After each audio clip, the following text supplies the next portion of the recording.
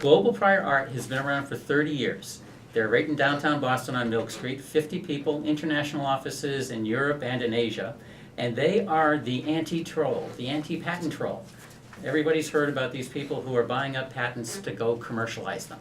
Well, Global Prior Art has a business around finding the prior art that will invalidate those patents and stifle them in process. So just to make sure our listeners understand, these are people who think they have valid patents, and your company's goal is to go through and say, not so fast, actually this has been pre-patented. Right. Well, it's been pre-reported.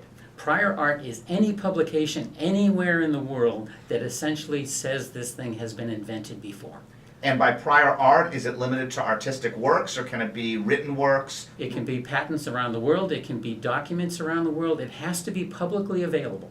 That is the criteria. Including engineering creations? Engineering creations, prototypes, anything.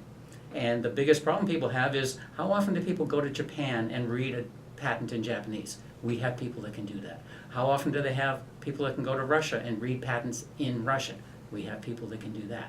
And that's why we've been around 30 years and we've got a reputation of being able to find patents that, or prior art, that invalidates a patent 90% of the time. So this brings up an interesting question though, John, is that how would you discover that a device needs a check with prior art incorporated?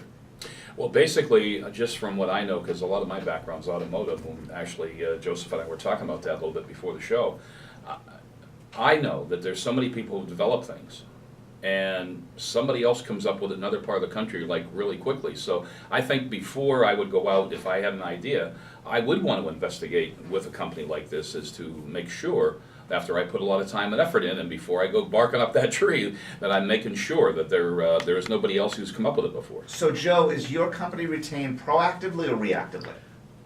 Both ways. I mean, we actually do patentability searches to see if an item that has just been invented is really patentable, that there's not something out there that's going to invalidate it. We can go and find out if there's a landscape and find out where the white space is to say, hey, there's an area over here in technology that isn't being covered. We're in this field, let's go get patents in that field to protect our new products. So what is